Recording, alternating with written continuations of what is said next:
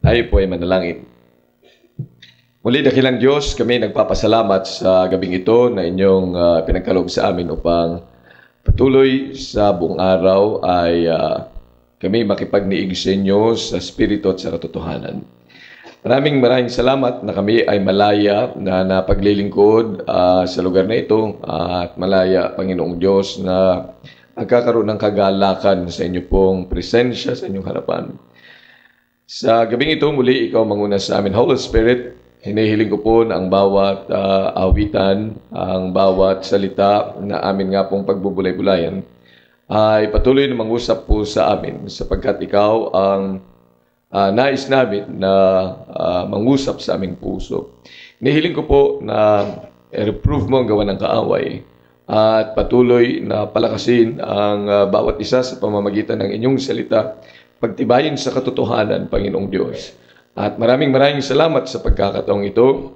Pagpalain mo ang bawat isa. Meron po sa amin na nangangailangan ng kagalingan. Muli ay paggawad mo po ang iyong healing hands sa kanila. At kung meron po na nangangailangan ng wisdom para sa kanilang decisions that they should make, inihiling ko po ipagkaloob mo po ito, Panginoon. Padalhan mo rin po ng provision ang inyong mga anak. Maraming salamat sa pagkakataon sa pangalan ni Jesus. Amen. Okay, please take your seats.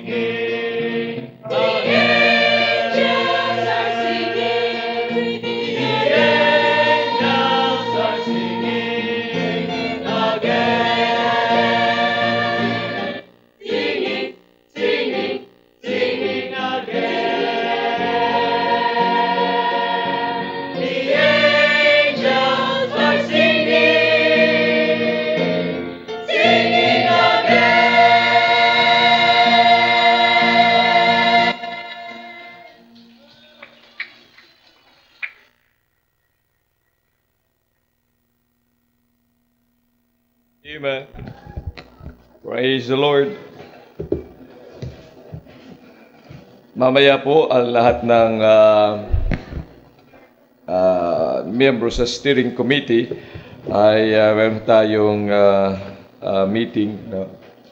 At para maplansya po natin ang ating 2013 calendar. And ngayong week nito sa Tuesday ay magkakaroon ho ng evangelistic meeting din sa UP. I hope that you're going to pray for it, no? At anong oras yun, Jelmark? 7 p.m. doon po sa dating UP Rural. Tama ba? UP Rural yun, yung math. Oo, doon sa math. Institute of Mathematics na ba yun? Sa UP? Okay. So doon po yun, ano, alas 7 ng gabi. At makakasama po doon yung grupo ni sino yun? Timmy. Ready na ba sila? Sigurado kayo? May handiworks. Ang kanilang sinakita ko nun minsan isang kanta kanilang ginawa. The reason, ano? The reason for the season. At maganda, no, yung presentation. So you can come and then pero magdala kayo ng bisita, lalo ng mga estudyante. Noong BYSC, ang atin talagang target na audience diyan ay yung mga estudyante. Okay. Na isang araw magiging professional sila. Si Beata na naging estudyante diyan ay naging produkto, no? Although dito siya sa simbahan, kasi yung BYSC ay church-centered. Ibig sabihin, dadalhin sa simbahan para sila ay lumago sa simbahan. Yan ang ibig sabihin. Hindi yung separate ministry ang BY. O magkakaroon sila ng Sunday service doon. Hindi. Sa simbahan pa rin. Kaya pag yan ay uuwi, nagsusoul winning diyan sa UP, ay dapat nagsusoul winning pa rin pag uwi. Yan. Pag sila ay maging professional na, ganun pa rin. Ano, nasa gawain ng Panginoon. Kaya maraming salamat. May mga alumni tayo dito, no, ng BY na ngayon ay nasa kanilang mga professional field. Pero siya naglilingkod sa Panginoon. So that would be Tuesday. So panalangin po ninyo. Kung hindi ko kayo makakarating, ay ipanalangin natin. Ano? Amen? At Friday, they will have the alumni homecoming. At pinag-uusapan pa sila kung sila ay sa Manila Hilton magkikita. O saan ba? Saan ba kayo? Saan yung alumni dito sa simbahan? Okay. Back to home church. Amen. Okay. At sabay, dapat lang talaga nasa simbahan. That in the 20 years, hindi ko nga alam kung bakit kaya nung marami nagsasabi pag anniversary ay dapat ay umalis-alis sa simbahan. Pero maraming salamat at dito sa simbahan gagawin. Ano? So yung mga alumni, panalangin din natin na makarating sila. And then Thursday, kanilang covenant signing. So panalangin din ho natin. Mahalaga ang ministry na ito. No? Kaya kailan po dalhin natin siya sa panalangin. Mahirap, totoo yun, sabi ni Beata, mahirap mag-balance ng pag-aaral sa ministry at sa pagiging Kristiyano, lalo na pag nandyan ka sa university. Iba't ibang mga libro ang mga hawak, iba't ibang mga katuruan. Lalo na ngayon dyan sa university, tinuturo na yung yung atheism. Meron na silang philosophy class. Wala pa ho yan noong mga unang panahon, walang philosophy. Pero ngayon ay meron na. Nakapasok na ang mga, ang sinasabi diyan ay ni Pastor America, yung nagtuturo ng mga black magic. Kaya nga diyan sa university meron ng meron ng lupon ng mga witch. Nung panahon ni na AV, yun nga ang sabi niya, di ba? Na noon siya nakapalda ng black, ay may lumapit sa kanya at ang sabi are you a member of the witch club? Kasi magkakasama daw siya. May witch na diyan. Kasi yun kasi ang binabanatan ngayon, Ayaw nila ng religious organization, pero meron yung mga ganan pinapayagan na papasok yung mga katuruan. Ayaw nila ng Bible, pero ang ituturo ay yung mga philosophy books na nagtuturo ng mga masasama. Witches, witchcraft. Yan yun yung sinasabi ng Bible. Kaya kailangan natin talagang ipanalangin, There is really much battle that the students are having. Kaya sa totoo, sa mga young people, lalo na kayo mga nag-aaral, dapat talaga may pag-partner kayo sa church. You know why? It will be the church that will strengthen you in your faith. Kaya meron hong simbahan. You cannot fight your battle alone. Kaya nagtatag ng Panginoon ng simbahan para yung ating pakikibaka spiritual. Spiritual yan Diyan sa Diliman, napasok na talaga yan. Yung mga libro ng mga witches. Kaya nga, alam niyo ba na ang pinakamarami na mga rebelde, saan sila nanggaling na mga school? Diyan talaga yan Kasi nga, yan yung tinamnan ng diablo, ng spirit of rebellion. Witchcraft yun That's the spirit of the devil. The children, di ba? Yung nakalagay sa Ephesians, tingnan niyo sa Ephesians. Ephesians chapter number 2. Verse 2, wherein in time past you walk according to the course of this world, according to the prince of the power of the air, the spirit that now worketh in the children of disobedience. So yung spirito na yan, kaya nga ang witchcraft na yan, they will always bewitch a person to disobey the truth. Kaya sa Galatians, yan yung mga salita ni Apostle Paul, ginagamit niya yan. Galatians chapter number 3. Diba? Anong sabi niya sa verse 1, chapter 3? O foolish Galatians, who hath what? Bewitched you, that you should not obey the truth. See? They will bewitch that you will not obey. So ano ibig sabihin if you will not obey? Ano yung another word na yan? Diba? Disobey.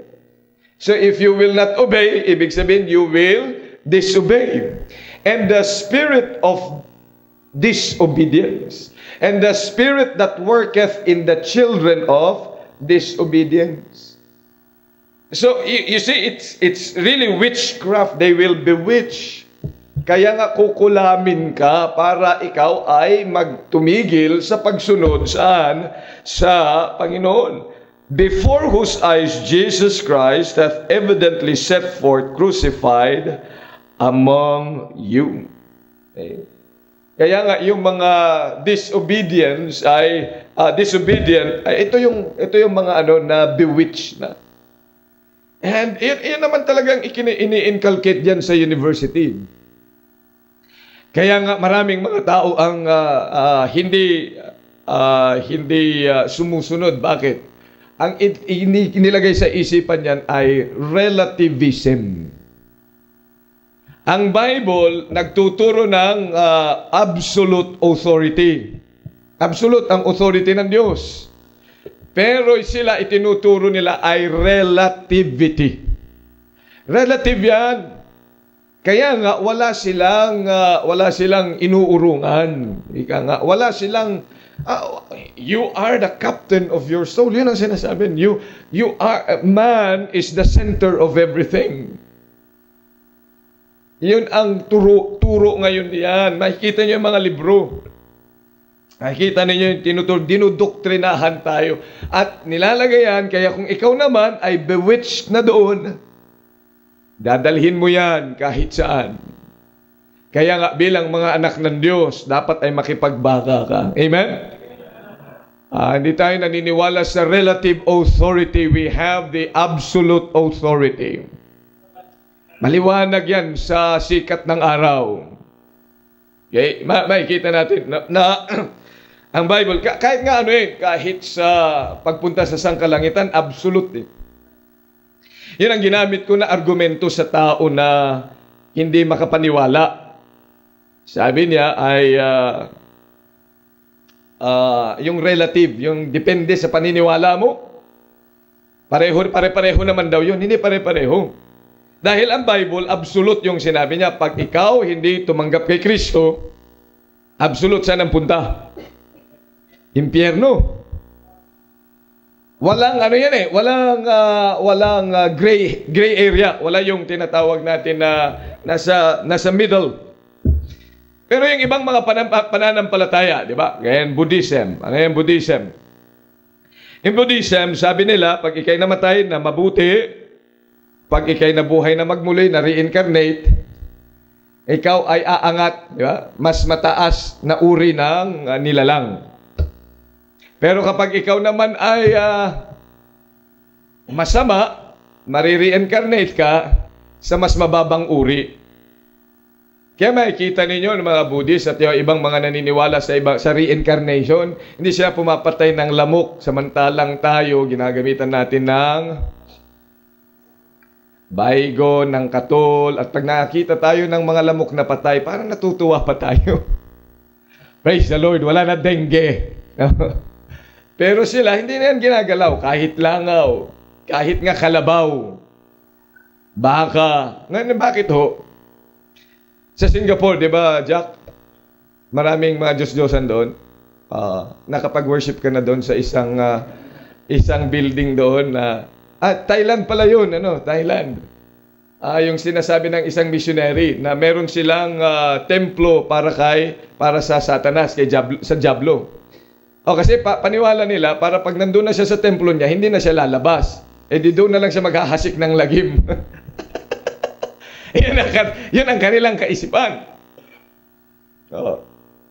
So, yun yung turo niya, di ba? Sa bagay, tingnan nyo, kung ikaw ay Buddhist, parang okay lang, Kasi wala, pwede, may pag-asa ka pa. Pag namatay ka na at na-reincarnate ka, may pag-asa ka pang bumuti pa ulit ang buhay mo. Tama ba? Ay, tingnan nyo yung lohika, yung logic doon. May pag-asa pa na, kunyari, tama ang Buddhism o tama sila na marireincarnate, na wala ngang impyerno. Halimbawa lang Halimbawa, granting without admission. Okay, sabi ng lawyer. Halimbawa lang na tama nga sila at mali tayo. Diba? Tayo mga Kristiyano, ang daming mga, lalo na sa CBBC, Christian Bawal Baptist Church. Di ba? Maraming mga hindi natin ginagawa. Maraming mga tayo ay nag-renounce ng gawain ng sanlibutan. Di ba? Hindi na tayo nanonood ng sine. Amen? Hindi na tayo umiinom ng alak. Praise the Lord. Hindi na tayo naninigarilyo. Amen? Hindi na tayo, wala na tayo sa party na yan. Amen? Wala na yung mga nightlife ng sanlibutan. Wala na yun. Amen? Bakit kumunti yata yun? Wala na yan. Okay. So, namatay tayo. Tapos, kunyari lang na mali tayo. Na tama yung Buddhist. Di ba maganda ang buhay ng isang Kristiyano? Mabuti yan Tama? Di ibig sabihin, kung sakasakali na ma-reincarnate ka, hindi ka magiging aso. Hindi ka magiging lamok o kaya hindi ka makikita dun sa mas mababang uri, mas mataas. Tama? Kasi nabuhay ka halimbawa, naging elepante ka. Okay? O kaya halimbawa lang, tumaas ka ng uri. Yan yung sinasabi diyan. Ngayon, so walang nawala sa atin. Tama ba? Walang nawala. Kaya lang, pumunta naman tayo doon sa kabila, which is, I believe, na tayo ang tama, isa lang ang daan patungo sa langit, walang iba kundi si Jesucristo. Kung hindi ka kay Kristo, sa impyerno ka pupunta.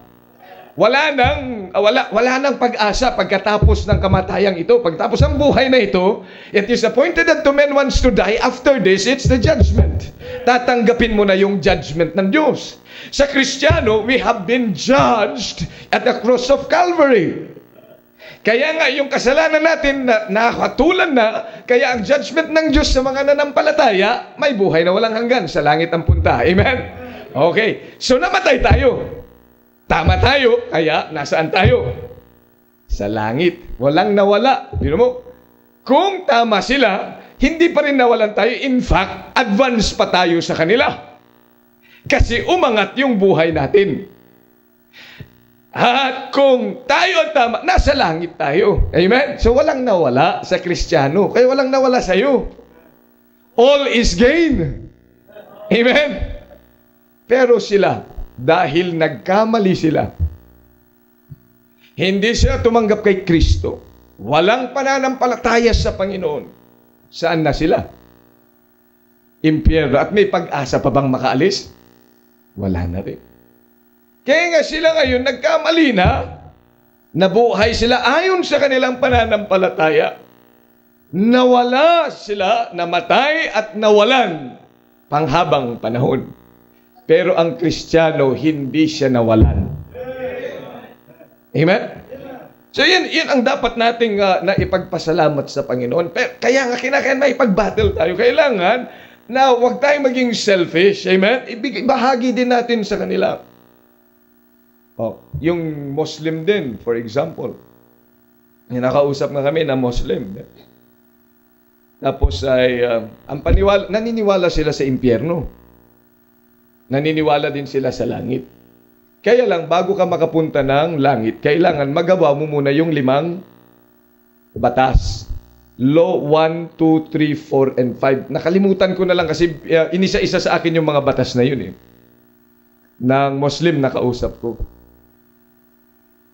Sabi niya, kailangan daw magawa yun para makapunta ng langit. Dineretso ko na siya. Ngayon, sabi ko, ngayong nandito tayo, nag-uusap, now that we are talking, have you finished the 4th law? Sabi niya, no, I haven't even started with 1st. So if you died this time, where will you go? Nag-isip siya. You see, you said, you've got to follow and finish the 5 laws bago ka makarating ng langit. But you have not even started with the 1st one. Namatay ka na. Certainly you will go to hell. Pero this is what the Bible says. Walang batas. Sino lang ang iyong tatanggapin? There is only one way, Jesus Christ. Baguhin mo lang yung pananampalataya mo kay Kristo. Sabi ko sa kanya, si Kristo, siya ay Diyos. He is God, not really Allah. He is God, but He became a man. And He died on the cross for you and for me. He is not just a prophet na kagaya ng turo nyo. Naniniwala din sila kay Kristo. Propeta. Pero may paniwala na sila sa Panginoong Jesus. Yan ang sabi ko sa kaya lang, propeta nga lang but He is the Savior. Baguhin mo ang iyong pananampalataya, tanggapin mo siya sa iyong puso, and then you will go to heaven. You see, sabi ko sa anong mas magandang offer? What is a better offer to you? The Muslims offer that you finish the 5 laws, or Jesus offer of eternal life? Pero tayo, di ba? Tumanggap tayo. Amen? Kaya saan tayo pupunta anytime? Kaya alam natin yun Kaya nga napakaganda na ikaw ay maging isang Kristiyano. All gain for each one of us. There should be no loss. Walang lahat ay pakinabang kay Kristo. All is gain with Christ. Kaya nga hindi tayo nagkamali ng ating pananampalataya, manatili tayo diyan. Palaguin mo ang iyong relasyon sa Panginoon. Okay, I think that's not the preaching tonight, but it's gusto kong i-encourage kayo sa pamamagitan bagay na yan. Let's all stand up and let's open our Bibles. Acts chapter 5. I have prepared tonight. Sabi ko sa inyo na nais kong tingnan natin ang mga katotohanan sa Bible. Lalo na sa sa ating Diyos na higit natin siyang makilala. Kasi kung tayo po ay naririto sa bahay-sambahan at mali ang ating pagkakilala sa Diyos, hindi tayo magiging epektibo. We may be saved, but if our knowledge of God is not that which He revealed to us, may limitasyon sa ating paglilingkod. Ang pangako ng Panginoon sa atin, greater things will you do. Ibig sabihin, ang Panginoon ay, sabi nga niya, na napakarami na niyang nagawa nung nandito siya sa lupa, but He expects greater things from us. Amen? He expects greater things from us. Kaya lang kinakailangan na magkaroon tayo ng tamang paniniwala, kagaya sabi ng Bible, that according to knowledge, we must have a zeal of God, but that zeal of God must be according to knowledge. At ngayong gabi, ay gustong na ilagay natin sa ating puso at isipan the deity of the Holy Spirit. Ang pagiging Diyos ng banal na Espiritu. At napakahalaga ang katotohanan yan na maunawa ng bawat isa sa atin. The Holy Spirit is God and He is with us. He is a person, He has a will. Kagaya na ating napag-aralan. Meron siyang will, meron siyang kalooban sa ating buhay na marahil iba sa ating kalooban. Kaya nga, dapat maging sensitibo tayo doon. Panginoon, ano ba nais mo sa buhay ko? And now, we ought to understand that He is God. And the importance of this I will be establishing as we go along. Acts chapter 5, verses 3 and 4. Ang sabi ng salita ng Diyos, but Peter said, Ananias, why hath Satan filled thine heart to lie to the Holy Ghost and to keep back part of the price of the land? Whilst it remained, was it not thine own? And after it was sold, was it not in thine own power?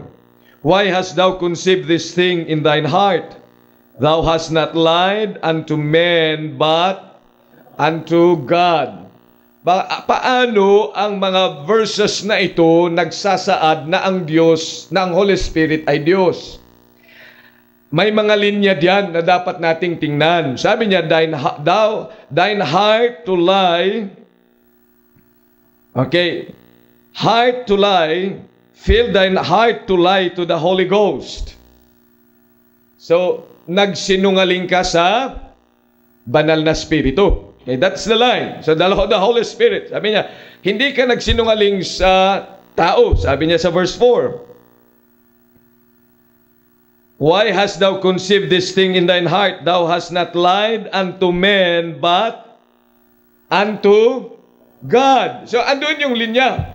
Yung pagsisinungaling mo sa banal na Espiritu, sabi ni Apostle Peter, hindi ka nagsinungaling sa tao. In fact, nung sinabi mo sa akin na yan, hindi naman sa akin kasi ang pangako mo, hindi sa akin ka nangako, kundi sa Diyos. Pero ngayon na sinasabi mo na ito lang yung napagbilhan nyo, pero alam mong hindi, sa totoo, nung nagsinungaling ka sa akin, hindi sa akin. Dahil hindi ka nangako sa akin na ibibigay mo lahat ang iyong mga mapagbilhan. Nangako ka sa Diyos. At ngayon, nagsisinungaling ka sa banal na Espiritu.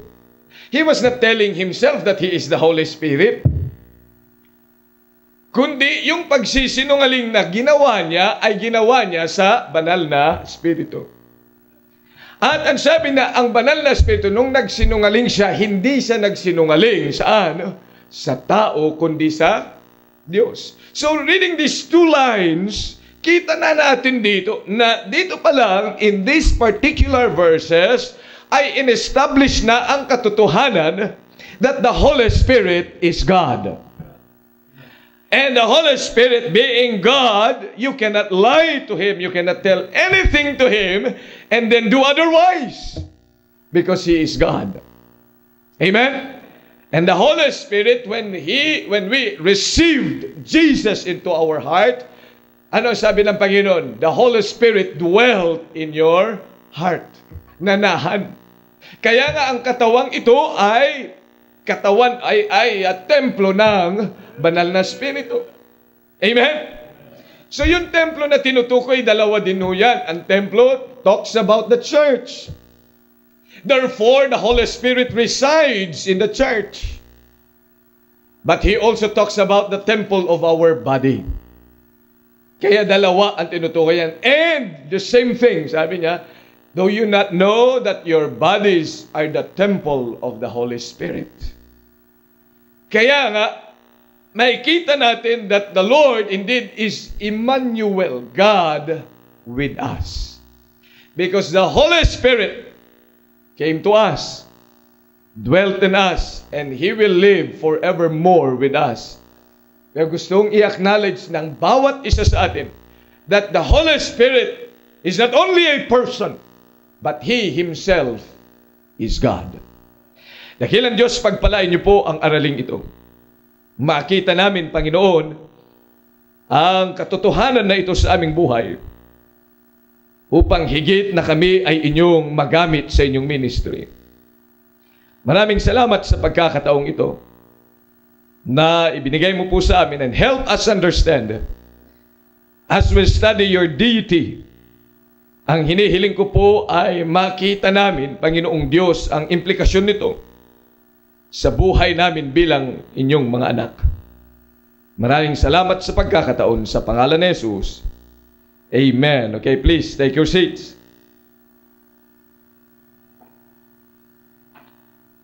Now, marahil sa bagong mag-aaral ng salita ng Diyos at sa sinabi ko na ang banal na Espiritu ay Diyos, marahil ang unang tanong dyan, di ibig sabihin tatlo na ang Diyos. Sapagkat may Ama, may Anak, at may Diyos Espiritu. Hindi ho tatlo ang Diyos, kundi iisa ang Diyos. Maliwanag sa salita ng Diyos, iisa ang Diyos. But the one God is expressed or manifested in three different persons. Kaya nga, ang tawag natin dyan is the Godhead. Ang Bible, pag nakita ka ng Godhead, yung salitang Godhead, talks about the triune God. Iisang Diyos, ayon ang pahayag ng Panginoon, but He is now manifested in three persons, the Father, the Son, and the Holy Ghost. 1 John chapter 5. Bagay na dapat ay hindi natin iiwanan sa ating puso, no? 1 John chapter 5. For there are three that bear record in heaven, the Father, the Word, and the Holy Ghost, and these three are one. Napakaliwanag ho. Hindi po pwedeng paltan yan. Ayaw itong tanggapin ng ibang mga sekta kasi sabi nila, ano naman yan isiningit lang. Sino may sabing isiningit lang? Isiningit, nandyan yan sa salita ng Diyos. For there are three that bear record in heaven, the Father, the Word, and the Holy Ghost, and these three are one. Pastor, paano ho? Mahirap ho talagang unawain kasi kung meron isa, the Father ay isa, plus isa pa, tatlo ho talaga yun eh.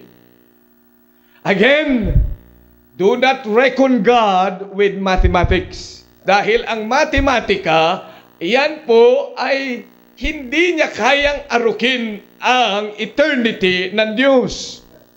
Kapag matematika ang iyong gagamitin, tingnan mo, magbilang ka ng stars. Tingnan ko, kaya the number of suns, ano nangyayari pag nakarating ka na ng ilang billion na trillion? Ano pa sumunod noon? Makakabilang ka pa? Di ba mag-i-error na? Hindi na kaya ng utak mo. Kahit nga computer, nag-i-error na yan eh.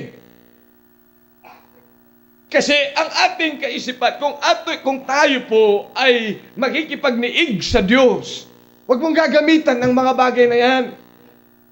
Ano ang gagamitin mo? Gamitin mo ang iyong pananampalataya. Pag sinabi naman nating pananampalataya, kapatid, pag nananampalataya po ako, ibig sabihin you take the Word of God at its face value. Kung ano ang sinabi ng Diyos, yun ang tatanggapin mo. Amen? Yan ang salita ng Diyos eh.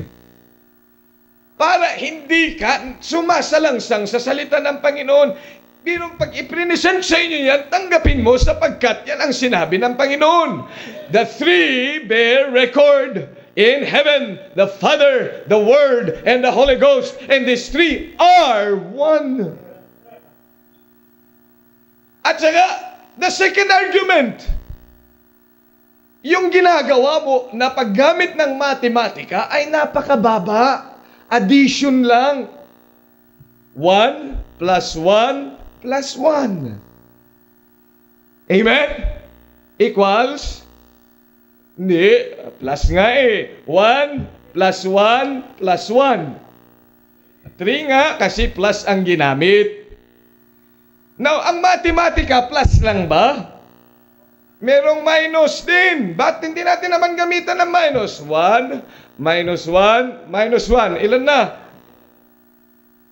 Ang matematika may multiplication. 1 times 1 times 1. Ilan?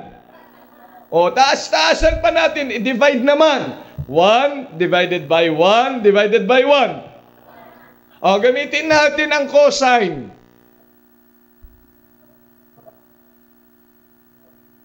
Calculator na. Kaya nga, tingnan po ninyo. Makikita ninyo, tumutugma, these three are one when mathematics in multiplication and division are used.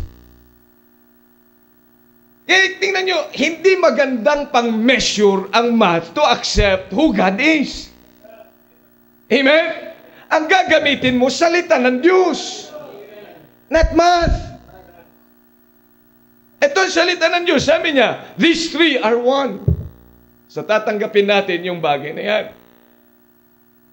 Now, you see, the Trinity or the Triune God is expressed sa Bible in many ways. Tingnan nyo sa Luke chapter 2. Luke chapter number 2. 3 rather. Luke chapter number 3. Verses 21 and 22. Sabi, now, when all the people were baptized, it came to pass that Jesus also being baptized and praying, the heaven was opened. And, verse 22, the Holy Ghost descended in a bodily shape like a dove.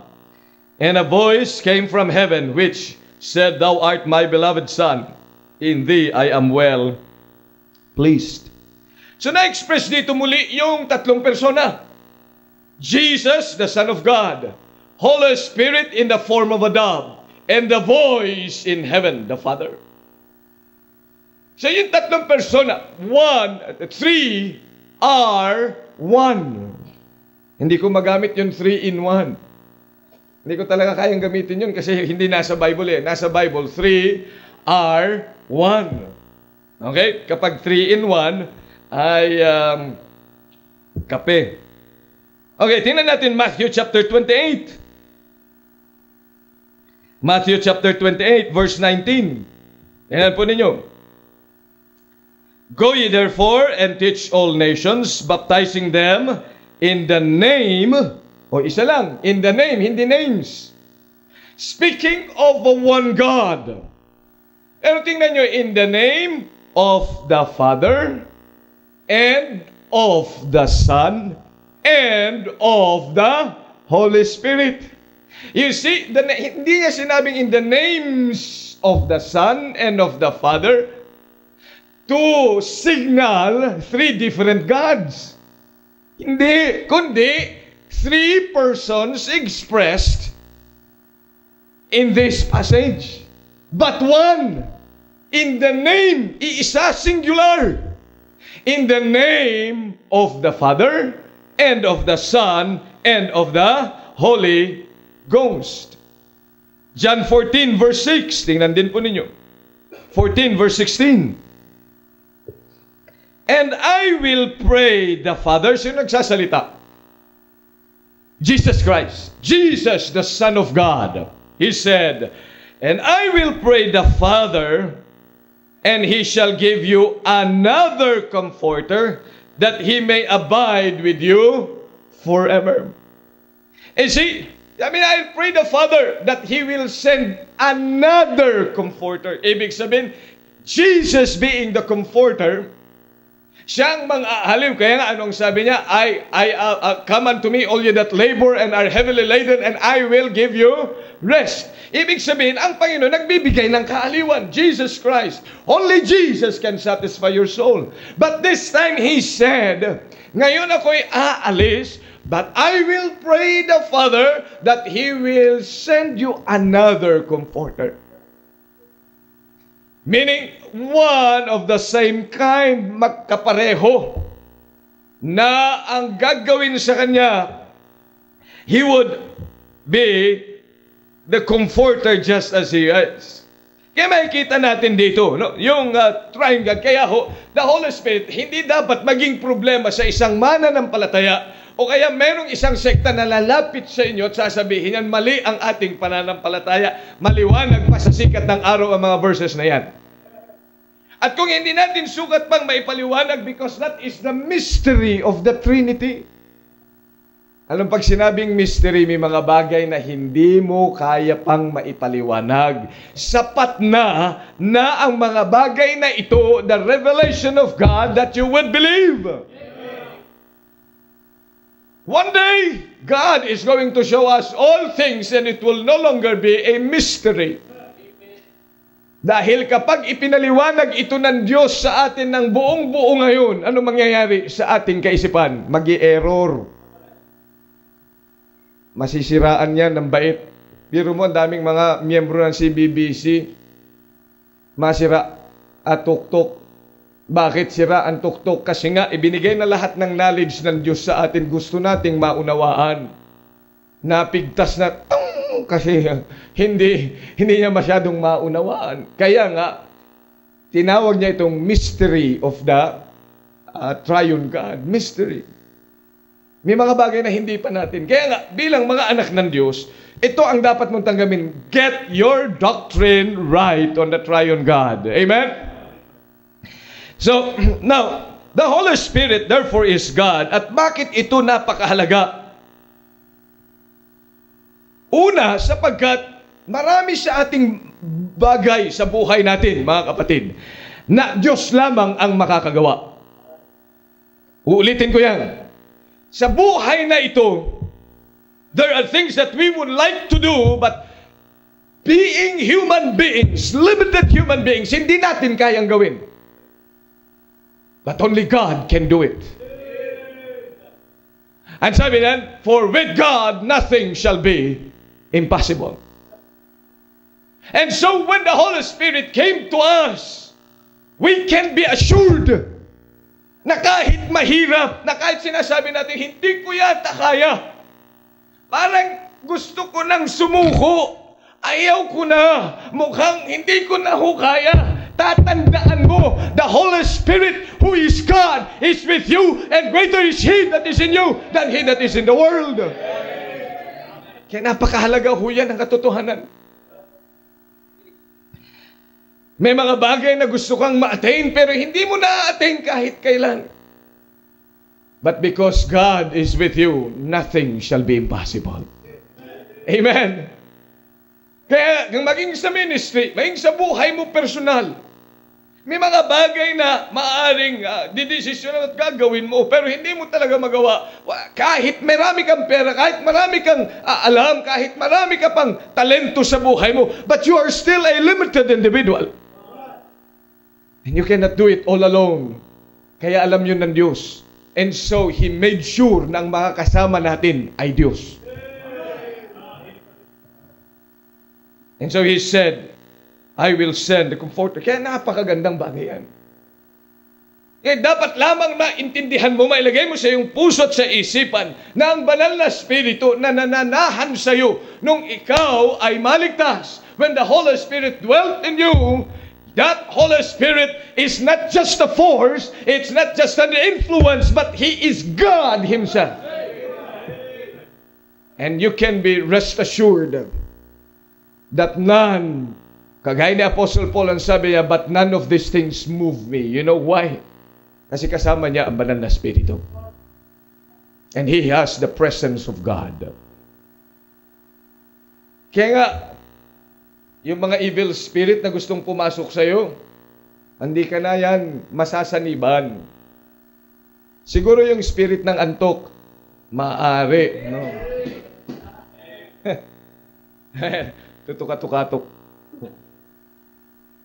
Oo nang oo. Kaya akala nag-i-amen yun. Yung pala ay tulog na, no? Maari, no? Pero yung the spirit, yung mga evil spirit na nasa labas na pumapasok sa katawan ng iba, hindi na matatakot ang spirito pumasok sa atin because greater is He that is in you than he that is in the world.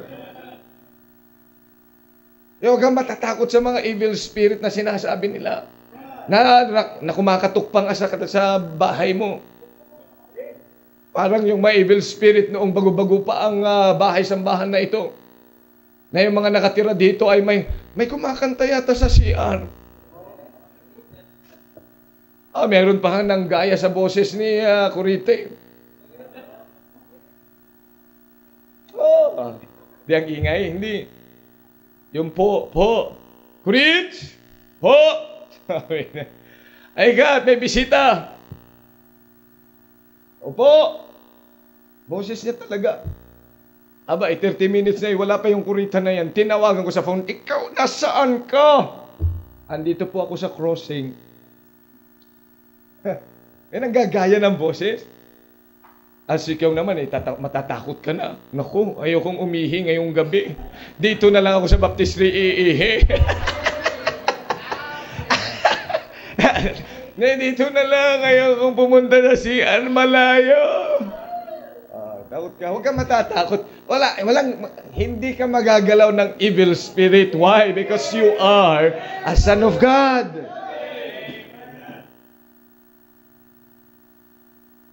Kung yung iba na pinapasukan, papasukan talaga yun kasi unsaved yun. Amen? Unsaved yun. Because you have God in you. Pangalawa, bakit yan ay mahalaga? Kasi nga nagiging walang kabuluhan ang ating pagtitiwala sa Kanya kung hindi siya Diyos. Pero mo magtitiwala ka sa isang bagay na hindi na matibay na tanggulan? Makinig ka maigi saan. Saan ka ba nagtitiwala? Where do you put your trust upon? Kanino ka nagtitiwala? Nagtitiwala ka sa mga politiko na nagsasabi, kaganda nila magsalita, pero hindi naman matibay na tanggulan. Nagtitiwala ka sa mga pangako ng kung sino man na ipaglalaban ka hanggang sa bingit ng kamatayan, hanggang bingit lang. Pero yung kamatayan, huwag na. Nagtitiwala ka doon, nagtitiwala ka sa mga bagay na hindi naman matibay, pero dahil ang Panginoon, ang Holy Spirit that dwelt in us is God, then it makes our trust in Him strong. Kaya magandang bagay na maunawaan mo na ang banal na Espiritu ay Diyos. So there are things that prove that not only in these verses na ating binasa na ang Diyos, na ang banal na Espiritu ay Diyos. There are attributes of God. Ano ba yung mga attributes ng Diyos? Omnipresent, omnipotent, and omniscient. Pag sinabi nating omnipresent, sa lahat ng lugar ay naroon siya. Pag sinabi nating omnipotent, siya ay makapangyarihan sa lahat. Pag sinabi nating omniscient, alam niya ang lahat. Biro mo yan at meron kang kasamang ganyan. Aba, hindi. Paano ka pa mga matatakot? Paano ka pa ngayon magiging worried sa buhay mo? Oo, marami kang problema. Pero tingnan mo yung kasama mo. Who is He that is in you? Sino ba yung nasa sayo? Who resides in this mortal body? But the Holy Ghost. And who is the Holy Ghost? He is God. He is omnipotent. He is omnipresent. He is omniscient. Alam mo bakit tayo lamang ay nabibigo sapagkat at tayo ay natatakot sa mga bagay na bakit tayo nagfi-fail? It's because we have failed to acknowledge the presence of the Holy Spirit. Hindi tayo sensitibo sa kanyang pangungusap sa atin. Mas sensitibo tayo sa ringtone ng atin pong mga cellphone. Mas sensitibo tayo sa sasabihin ng iba kaysa sa sasabihin ng Diyos sa atin. Mas sensitibo tayo sa nakikita natin. Naku, madilim, nakakatakot. Pero hindi ka sensitibo kung sino kasama mo. Si David, sabi niya, though I walk through the valley of the shadow of death, I will fear no evil. Bakit niya nasasabi yun? Sapagkat kasama niya ang Panginoon, ang Diyos. The Lord is my shepherd, I shall not want. He maketh me to lie down in green pastures. He leadeth me beside the still waters. Yea, though I walk through the valley of the shadow of death, I will fear no evil.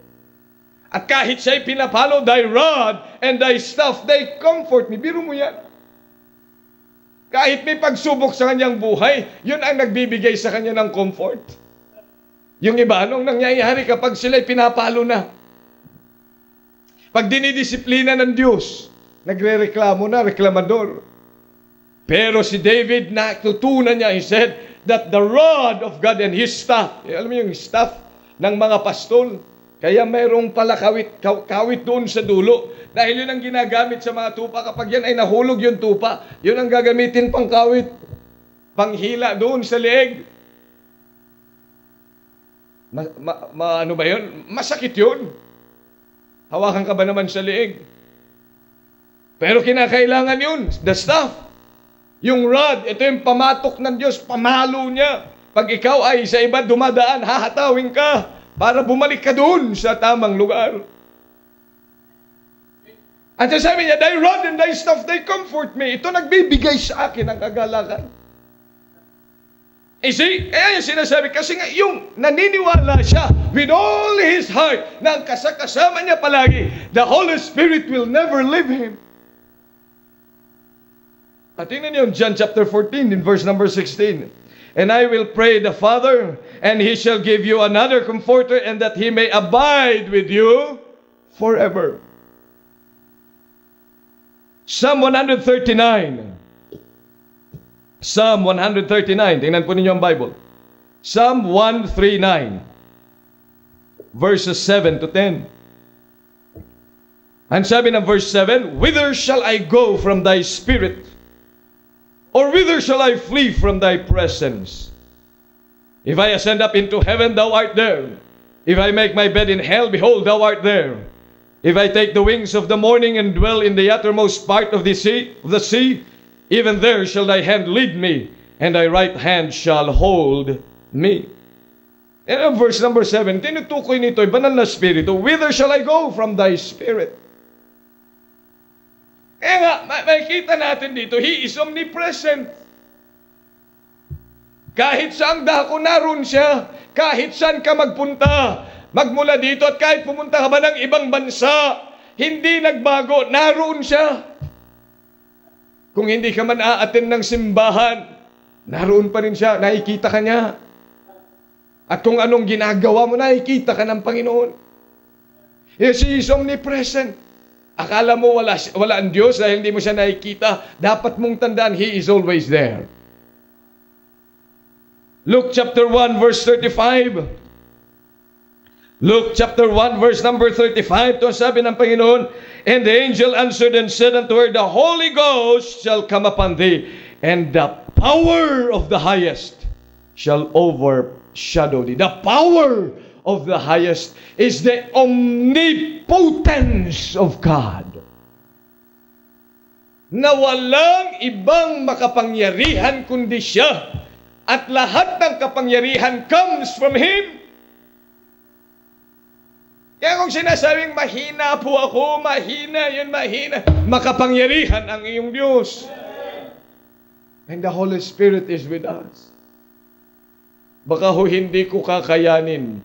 Hindi mo kakayanin, pero kakayanin ng iyong Panginoon. The battle is not yours, it's always God's. Man is always helpless. Kaya nga ho, nagpapasalamat tayo na ang Diyos ay bumaba. Nagpapasalamat tayo na ang Panginoong Jesucristo, He came down. And then before He went up to heaven, He said, I will send another comforter.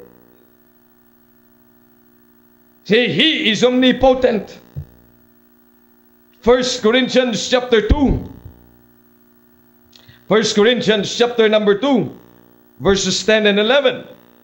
But God hath revealed them unto us by His Spirit.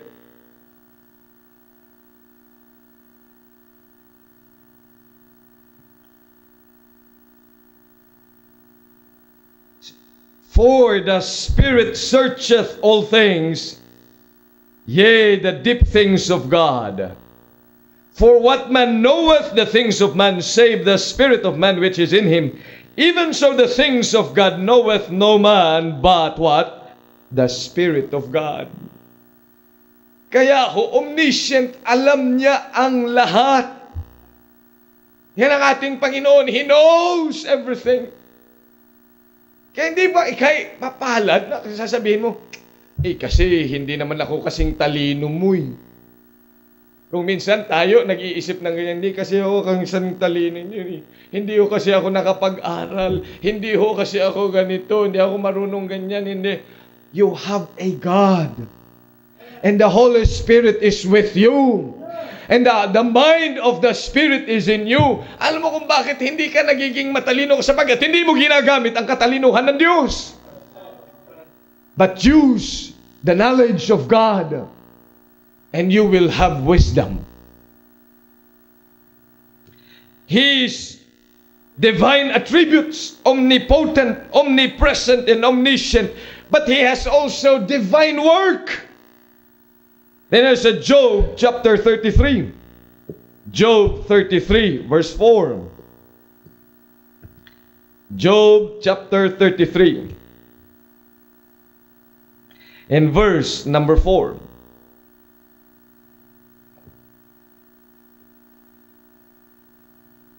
The Spirit of God hath what? Made me, and the breath of the Almighty hath given me what? Life. Sa makatuwid, ang ating banal na Espiritu is Creator. He created. Amen? Kaya nga siya ay Diyos because He created. Only God can create from nothing to something. He can only give life. Kaya nga sa pamamagitan niya, kaya tayo nagkaroon ng buhay. John chapter 6 verse 63. John chapter 6 verse number 63. Anong sabi? It is the Spirit that what? Quickeneth. Yung word ho na quicken yan. Pagbibigay ng buhay. It is the Spirit that quickeneth. Siya nagbigay buhay. The flesh profiteth nothing. The words that I speak unto you, they are what? Spirit, and they are life. Kaya ang banal na Espiritu ay Diyos sapagkat siya ang pinanggagalingan ng buhay. There could be no other source of life but God. And the Holy Spirit is the source of life. Therefore, the Holy Spirit is God. Amen? Kaya siya buhay. Even the words that we read today, ang author dyan ay ang Diyos.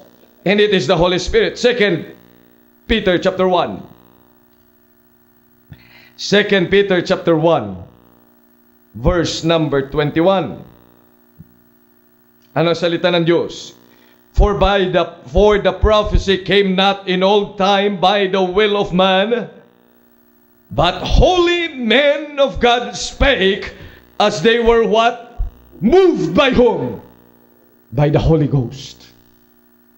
Yung ating binabasa na sinasabi natin the Word of God.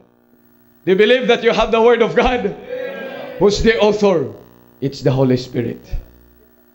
Kaya lahat ng mga isinulat niyan, lahat ng mga event na nariyan, lahat that has been penned by men, they were all under the jurisdiction of the Holy Spirit.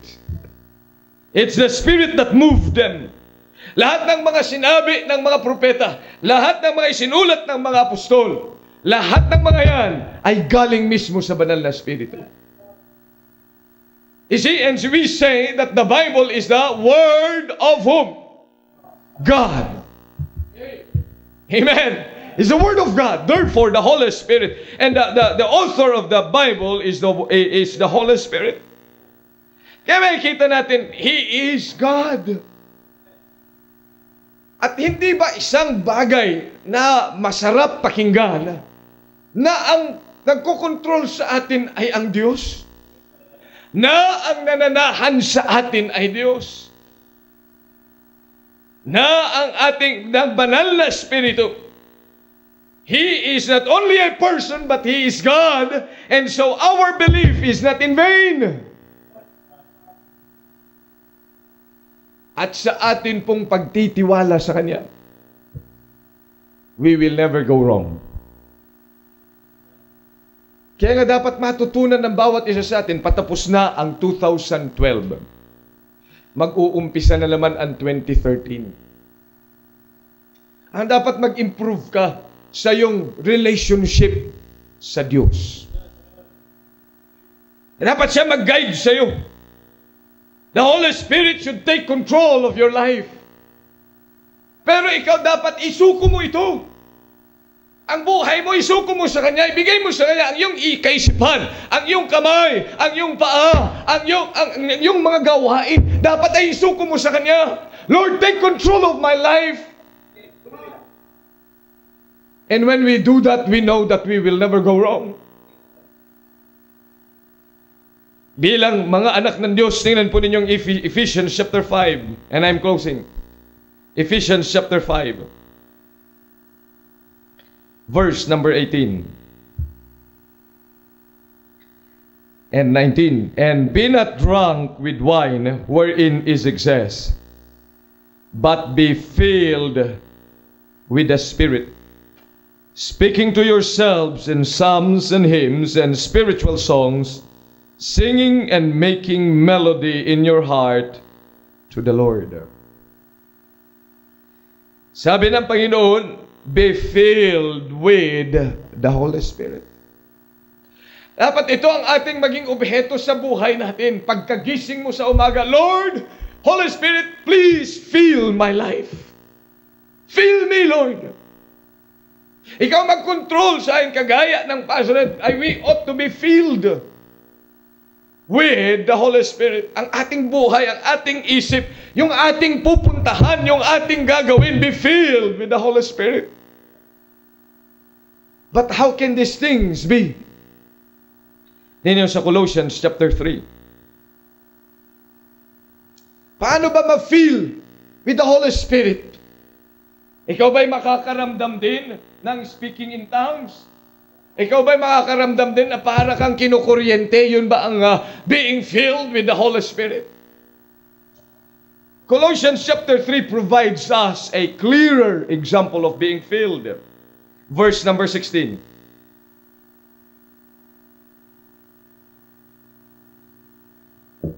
Ang sabi ng verse number 16. Let the word of Christ dwell in you richly in all wisdom, teaching and admonishing one another in psalms and hymns and spiritual songs, singing with grace in your hearts to the Lord. Then sa Ephesians chapter 5 verses 18 and 19 are similar verses. At saka dito sa Colossians chapter 3 verse 16. At tumutukoy ito sa pag-awit pa rin. Tumutukoy ito teaching and admonishing one another in psalms and hymns and spiritual songs, singing with grace in your hearts to the Lord. Pero yung unang phrase ay nagkaiba lang in some sense. Sabi doon sa Ephesians, and be not drunk with wine wherein is excess, but be filled with the Holy Spirit. And then singing psalms. Dito sa verse na ito, makikita natin sa verse number 16 and chapter 3, let the word of Christ dwell in you richly in all wisdom, teaching and admonishing one another in psalms and hymns. Kaya nga, kung titingnan mo sa salita ng Diyos ayon sa banal na kasulatan, to be filled with the Spirit is to be filled with the Word of God. Let the words of Christ dwell in you richly. Want to be filled by the Spirit? Then fill your mind and your heart with the Word of God. In the morning, while working, while studying, before you retire at night, be filled with the Spirit. Kaya nga punuin mo ng salita ng Diyos ang iyong kaisipan. And then you will never go wrong. Because you have put in your heart and in your mind the words of our Christ. Ngayong gabi, bakit hindi tayo magpasalamat na ang Diyos ay sumaatin? At bakit hindi tayo magpasalamat na ang kanyang salita naririto sa atin?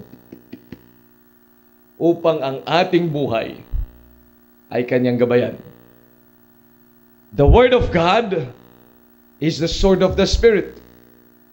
But in our lesson tonight, the Word of God is the only way by which we can be filled with the Holy Spirit. Through the Word of God.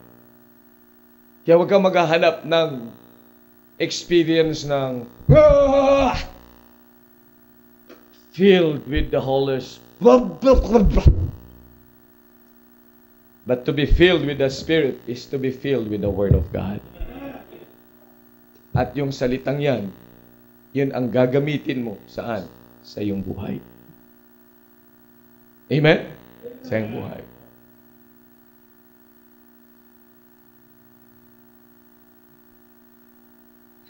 Di ko makalimutan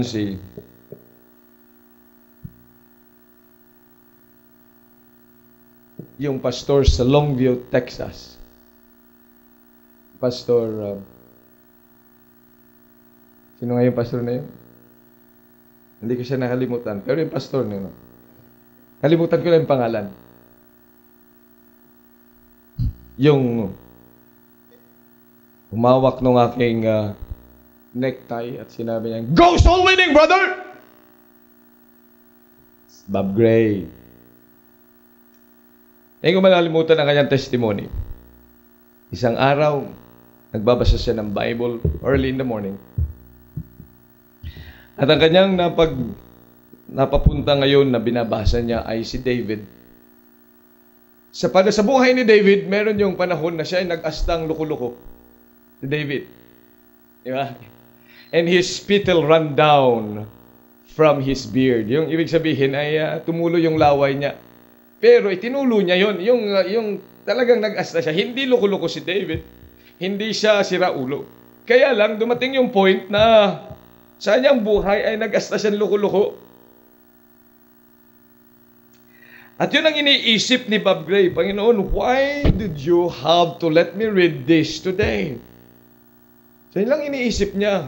Yun ang kanyang ifinifil sa kanyang isipan at puso. Ang galing sa bahay, Lord, why do I have to read that part of the scriptures? Parang weirdo, parang hindi yata tama. Pupunta ako sa simbahan pagkatapos makikita yung kanyang devotion ay nag-astan loko-loko na pinatulo niya yung laway na talagang walang alam. Isip siya ng isip. Pagkatapos nakarating na siya sa simbahan at naglalakad na siya sa hallway. Sa paglalakad niya sa hallway, nasa lubong niya ang problema sa simbahan. yung isang diakono na lumalaban sa kanya. Pagkatapos ay pagdating nung nagkasalubong na sila, talagang sinirmunan na daw siya. Magmula ulo hanggang paa. Tapos naalala niya, habang nagsisermon daw yun, naalala niya si David. So, ginaya niya muna. Kasi yun yung kanyang devotion eh. So, nagasta siyang loko-loko. Kakasumula ang laway niya. Sa akin yung nagsasalita, biglang nakita na lang niya, nawala na. Umalis na at hindi na bumalik kahit kailan. Sabi ko, tingnan mo nga naman, ano?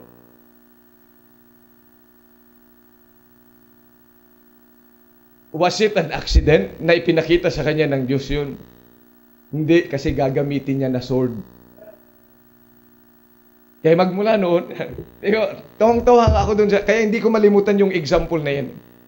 When you feel the Word of God, be filled with the Holy Spirit, be filled with the Word. O si Julius, ang kanyang testimony. Ang kanyang iniisip na verse. Ano yung verse mo noon? Even a fool, when he shutteth his mouth, will be counted wisdom for him. Yan ang devotion niya ng umaga. Yan ang iniisip niya. Ibig sabihin, huwag siyang magsasalita. No? Siyang, his mouth. Nasa klase nila. Ay, nasa assembly nila. Nagsasalita yung kanilang dean of students. Hindi naman daw siya nagsasalita. Ayon sa kanya, ha? I promise niya. Hindi naman daw siya nagsasalita. Pero, yung mga kasama niya, yun ang maiingay. At nagalit tuloy, nakita siya ng dean. At sabi ni, you! At pinagalitan siya magmula ulang. Pero, alam naman niyang hindi siya yun. Ay gusto na sana niyang magsalita. At ipagtanggol ang kanyang sarili, pero naisip niya ang salita ng Diyos. Even a fool, when he shuts his mouth, shall be counted wisdom. O yun ginamit niya. Di siya nagsalita na lang. Huwag na lang magsalita. O natapos naman yung galit. Nakagraduate siya. Ngayon teacher na siya. Eh ano kaya pag nagsalita yan? At nilabanan niya yung dean ng kanilang kolehiyo. Ano kaya nangyari? Sa tingin niyo. Kaya, tingnan niyo, be filled. Yan ang be filled with the Spirit. Mas maganda yun ang ipuno mo sa isip mo at sa puso mo. Dahil alam ng Diyos, kakailanganin mo yan. Kaya lang kasi tayo kung minsan akala natin, hindi natin kakailanganin yun. Basta makapagbasa lang ng Bible, kasi kailangan ko ng t-shirt sa July. At makalagay, I have read my Bible in 365 days. Kasi choir member ako, sinabi pa naman, dapat pag choir member, meron siya nun. Kapatid, kaya pinapabasa yan, kailangan mo yun. If you do that, you're not doing that for me. You're doing that for yourself. Because God loves you. Amen? And be filled with the Holy Spirit. Tayo lahat ay magsitayo. Dakilang Diyos, maraming salamat pong muli. Sa panahon na ipinagkaloob niyo po sa amin, mapag-aralan ang katotohanan ito sa banal na kasulatan. Na ikaw ay nanahan sa amin. Diyos, maraming salamat. Na kahit kami po ay mga makasalanan, pero minabuti mo na ikaw ay manahan sa amin. Dakilang Diyos, maraming salamat sa pagmamahal na yan. Maraming salamat, Panginoon, na nilingap mo po ang bawat isa sa amin. At ayaw mo po kaming iwanan. At nais mo po na makasama kami forever and evermore. We thank you for this truth. God, I pray then, ang bawat isa sa amin, ma-realize namin ito. That we would grow in grace and in the knowledge of our Savior. And that we will grow our love for you. Holy Spirit, please take control of our lives. Sa bawat araw, bawat himaymay ng aming buhay, ikaw nga po ang manguna sa amin. Maraming salamat sa pagkakataon sa pangalan ni Jesus. Amen. Habang tinutugtog ang awiting paanyaya, ba't hindi tayo lumapit dito sa altar? At bakit lalapit sa altar? Upang magpasalamat sa katotohanan that God in heaven has sent the Holy Spirit for us. At bilang mga anak ng Diyos, kailangan natin. At di tayo manalangin, Lord, please fill me. Holy Spirit, please fill me and control my life. I need you.